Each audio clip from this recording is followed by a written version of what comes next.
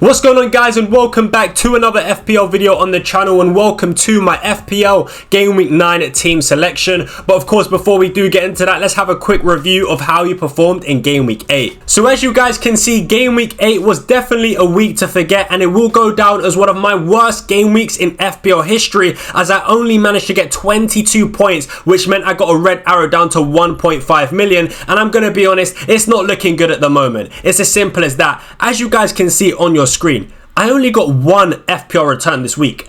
Only one player in my team got an FPL return, and that was Phil Foden, who got an assist in the 95th minute, bro, from a corner. It's absolutely crazy. I just cannot believe how bad this team did. And I'm gonna be honest, man, Erling Haaland is on extreme fraud watch, bro. It's another game, it's another blank for Erling Haaland, and questions need to be asked, man. Is he worth that 15 million? Because at the moment, it's not looking like he is. I have to call it out as it is, right? Erling Haaland is on extreme fraud watch, man. Another blank. I mean, I just didn't expect it. I genuinely didn't expect it. Wolves away on paper was such a good fixture, and Erling Haaland just looked, he just ghosted in that game, bro. I don't even know if he got an assist. Sorry, not an assist. I don't even know if he got a single shot on goal. Yeah, it's just absolutely ridiculous, man. I think Erling Haaland, man, serious questions need to be asked, man. Serious questions need to be asked. And look, Dominic Calvert-Lewin, again, another fraud on my team. I'm just sick and tired of this guy, man. I'm not going to lie. He got the chances. He could have easily had a hat-trick in this game, in the last game against Ipswich, and he just simply failed to convert the chances that he got. He's just so bad. It's as simple as that. He is so bad, and I made a huge mistake picking Dominic Calvert-Lewin, man. I regret that decision so much, and look, if I could go back in time, I wouldn't go anywhere near this player, man, because he is an absolute fraud, and I'm sick and tired of Dominic Calvert-Lewin. I just have to be honest, man. And look, Dominic Solanke, I'm going to be honest, Dominic Solanke, I actually feel like I got pretty unlucky, man. I mean, I predicted that Tottenham would score 3 or 4 goals against West Ham, and they did exactly that. But Dominic Solanke, to not get any goals or assists in that game where Tottenham scored 4 goals, in my opinion, is just crazy, man. So unlucky. I mean, look, if you told me before the game started, right, Tottenham would win that game 4-1 and score 4 goals, I would have definitely said, well, that surely means Dominic Solanke gets on the score sheet. So I don't know, man. I do feel pretty hard done by there. I feel like I should have got something out of that game from Dominic Solanke, but it is what it is. Yeah, it happens, man. It happens. But look, Dibbling came in for Bukayo Saka. I actually did think that Bukayo Saka would have started the game, but I was clearly obviously wrong. So yeah, Dibbling came on for a 1-pointer. Southampton actually did score 2 goals, but yeah, Dibbling didn't do anything. And then, of course, Phil Foden got the assist. Brian Mbeumo, his goal-scoring run comes to an end.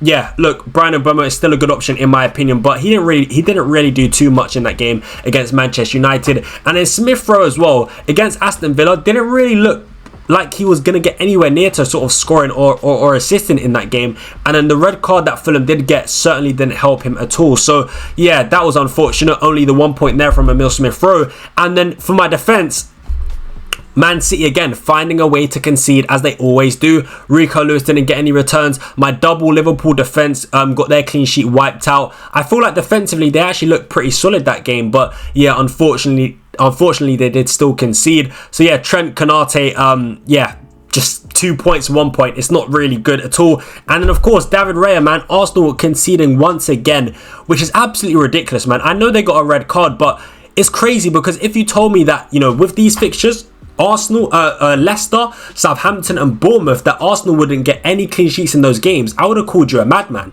Like, that's absolutely ridiculous, and I just generally can't believe that, you know, in the last 3 games that Arsenal have had, they've got no clean sheets. Absolutely crazy. I didn't expect it, but yeah, man, it is what it is. And then of course we got Mikalenko on the bench with 7 points. So yeah, you guys can see it was a terrible week, man. It was a terrible week. But with that being said, man, let's forget that ever happened, and let's just move on to my transfer plans for Game Week 9. So as you guys can see on your screens right now, this was a move I was strongly considering to make for Game Week 9, which was actually taking out Bukayo Saka and bringing back in Morgan Rogers. However, I don't think I'll be doing these moves anymore, and I'll tell you guys why. So for me, there were 2 options I had, right? One option was to work towards bringing in Mohamed Salah for game week 10, and another option which is actually just not bringing in Mohamed Salah and keeping Trent Alexander-Arnold. However, the route that I initially wanted to do was to go without Salah, keep Trent, and that route actually allowed me to bring in Morgan Rogers for this game week. However, now I don't want to keep Trent anymore, and now I actually would prefer to bring in Mohamed Salah. It means that I can't bring in Morgan Rogers this week, and let me explain to you guys why. Alright, stay with me guys. I know that might sound a bit confusing. Hopefully you understand what I'm trying to say, but stay with me. So as you guys can see, this is my team for game week 9. Now initially this is what I wanted to do, not go for Mohamed Salah, and as a result I would have taken out Bukayo Saka and I would have brought in Morgan Rogers this week, right? And then that's sort of how the team would look for game week 9. Maybe I would bench Konate or Trent, but just focus on the transfer for a second, right? So that's what the plan was initially. And then in game week 10, I would have actually kept Trent Alexander-Arnold, bench Rogers this week, and then taken out Dibbling for Diogo Jota, right? That was sort of the initial plan. So instead of going for Salah, I would actually keep Trent and bring in Diogo Jota. However, now I'm not too sure I want to do that because I prefer Mohamed Salah as an option. And look, you guys will see right here, right? If I was to bring in Mohamed Salah and then take out Trent, I'm not able to bring in a defender that I want, which is actually Ryan Ait-Nouri. So because I can't afford Ait-Nouri, who is 4.4, as you guys can see, and that's because basically I've bought Rogers in the team. Whereas you guys will be able to see if I reset everything quickly, if I reset everything and go back to game week 9, if I actually don't bring in Rogers, right, let's just say I bring in Ait-Nouri this week for Trent Alexander-Arnold, and then in game week 10, because I don't have Rogers in my team and I've got Dibbling, it means I can go from Saka straight up to Mohamed Salah, right? So you guys will be able to see that me bringing in Rogers this week, it prices me out of a move to bring in Mohamed Salah in game week 10. So that's why now I'm thinking I'm not going to go for Morgan Rogers, and I'm actually just going to bring in, possibly take out Trent Alexander-Arnold this week and bring in Ait-Nouri instead. And then in game week 10, take out Bukayo Saka and bring in Mohamed Salah, right? So that is definitely a possibility. And actually, another possibility, I actually could do both those moves this week, right? If we get confirmation that Bukayo Saka is still out and he's going to miss the Liverpool game, then I'll have to just bring in Mohamed Salah this week against Arsenal. But the point I'm trying to make is, guys, I don't think I'm going to be bringing in Morgan Rogers anymore, because I prefer the route of actually taking out Trent and bringing in Mohamed Salah and bringing in Ait-Nouri, right? So that's sort of what I want to do, because I just think the next 3 games, right? The next 3 games for Liverpool are really, really good from an attacking perspective. Yes, also from a defensive point of view, but I just think Salah's guaranteed to start and he's just looking so good at the moment. Brighton are a bad defensive team. Southampton are a really poor defensive team. I can see a lot of goals in these games for Liverpool and Mohamed Salah, which is why I do want him. And as I've said previously, guys, I don't really like what I'm seeing from Trent from an attacking point of view. I feel like his attacking threat has slightly decreased in recent weeks, and for that reason, I want to take him out because I'm just not sure if he's worth that 7 million. Yes, I love Trent from a perspective of, you know, Liverpool defensively are so good, and I like Trent because he gives you the clean sheet points, but we pay that extra money for the attacking threat, and right now I just feel like the attacking threat isn't there. So that's sort of the reason as to why I do kind of want to take out Trent and bring in Mohamed Salah for game week 10. So yeah, I hope that sort of makes sense to you guys. I can't bring in Morgan Rogers this week because it prices me out, or it prices me out of a move to Mohamed Salah in game week 10. Long story short. So yeah, hopefully that does make a lot of sense. So yeah, there's sort of my transfer thoughts for game week 9 now. I'm actually thinking of taking out Trent and bringing in Ryan Ait-Nouri for this week. In terms of Ryan Ait-Nouri, he's playing against Brighton. He might not get a clean sheet, but still, I do prefer him this week over Trent Alexander-Arnold. But with that being said, guys, let's move on to my Game Week 9 team selection. Alright, guys, so it's time to have a look at how the team is going to be shaping up for Game Week 9. And we'll start off with the defense. And in goal, we've got David Raya and the back three of Mykolenko, Ait-Nouri, and Rico Lewis. Now, I'm not going to lie, I'm not really feeling confident with this defense this week. I mean, Raya's playing against Liverpool at home, and that is, of course, going to be a really, really tough fixture. We've seen how good Liverpool are this season, so I'm not really expecting anything too much from David Raya, if I'm being totally honest. And also Saliba is not going to be in this game, right? I think if Timber is fit, then of course Calafiori can move to left centre back and Timber left back and Ben White right back, which still leaves Arsenal in a pretty good shape defensively, right? But you know, Saliba is just top class, and he's a big piece of the Arsenal defence. So look, I'm not really expecting too much from David Raya, if I'm being totally honest. And then we've got Mykolenko at home to Fulham, and it certainly is going to be a tough game for Everton, in my opinion. I'm probably not really expecting a clean sheet in that game. Fulham are looking really good. Raul Jimenez is in great form at the moment this season, so I think it's going to be a tricky one for Everton. They are the home side though, so yeah, you never know what can happen, but I'm not really expecting too much from Mykolenko, if I'm being totally honest. And the same goes for Aït-Nouri. I think in terms of a clean sheet, I'm not really expecting anything much, because I think, although I think Brighton are really weak defensively, I do think going forward they are a really good side. So I think Wolves will most likely concede, but I will say this, Aït-Nouri, he's great going forward, so there is the attacking threat there. And I'm deciding to make the transfer from Trent to Aït-Nouri this week, purely because I think there's more of a chance of attacking returns from Aït-Nouri than Trent, right? I think Liverpool will concede, especially if Bukayo Saka's fit. I do think Liverpool will concede. So because I think Liverpool will concede, and I think Wolves will concede, it's a question of who do I think is more likely to get attacking returns, Trent or Aït-Nouri? And I think Aït-Nouri, which is why I think I'm going to decide to make the transfer this week instead of next week. So yeah, Aït-Nouri, the attacker threat is certainly there, so hopefully he can do the job. And then we've also got Rico Lewis at home to Southampton.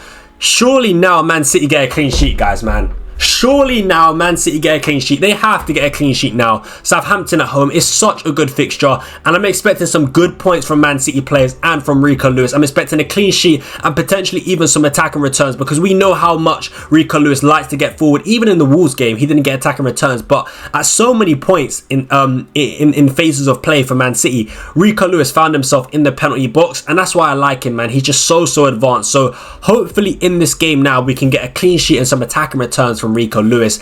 That would be absolutely fantastic. But like I said, man, my expectations are up here, man. My expectations in this game are sky high for my Man City players, man. They have to deliver now, Rico Lewis and my other Man City players. But with that being said, guys, that is what my team looks like so far with the defense. Let's move on to the midfield. So in midfield, we do have Bukayo Saka, Phil Foden, Brian Mbeumo and Emil Smith-Rowe, and it does look like a pretty decent midfield, if I do say so myself. And we'll start off talking about Bukayo Saka. I want to make it very clear, if it does look like Bukayo Saka will not play the next game against Liverpool, if he's maybe not in the Champions League squad midweek, then I will say I'm just going to take him out for Mohamed Salah, right? Because you guys, I did tell you guys that I do want Mohamed Salah in game week 10, so essentially I'll just be bringing that move 1 week earlier. It's not ideal, right, bringing in Mohamed Salah away to Arsenal, but I'd rather have Mohamed Salah over any of the players on my bench, right? So I just have to do that if I think Bukayo Saka isn't going to play. Now, if Bukayo Saka does seem like he's going to play, then I'm just going to keep him. It's obviously not the best fixture on paper, right? Liverpool at home is going to be a tough fixture for anyone. So yeah, I don't really know what to expect too much from that game. I'm not really expecting much, if I'm being totally honest, but I'm hoping he can play and he can deliver and maybe get some FPL returns. But like I said, on paper, it's not really the best fixture. But then we have Phil Foden, right? Now, look, Phil Foden is absolutely just, yeah, he's maybe a very unhappy man. He's broken me, if I'm being totally honest, right? I would say Phil Foden, you must. I would say Phil Foden, you have to deliver now. But I'm going to be honest, is he even going to start? I don't know. I really don't know. The problem is that I just can't take Phil Foden out when he's got a fixture against Southampton, right? Whether I think he's going to start or not, I just simply can't do that, because if he does start, then my word, he's going to be an absolutely amazing differential pick. But I'm not going to lie, man, Phil Foden has absolutely broken me. I made a mistake bringing him in, but I'm not going to take him out because, you know, Southampton at home, I just simply can't do it. So look, I will say this though, if he does start against Southampton at home, I genuinely think I've got the best differential to own this week in Game Week 9. I'll say that, right? If he does start, I think I've got the best differential to own this week. So hopefully he does start, and hopefully he just bangs in like a hat-trick or something, man. I just want some FPL points from Foden. I'm not going to lie, man. The guy's broken me. He's absolutely broken me. But look, it's a great fixture for Man City. They surely have to rack up the goals now, right? It's as simple as that. So hopefully Phil Foden can start and hopefully he can get the job done. And then we got Brighton Bournemouth at home to Ipswich. Again, a great fixture on paper. Ipswich being one of the worst defensive sides so far in the Premier League. So I'm looking forward to that game as a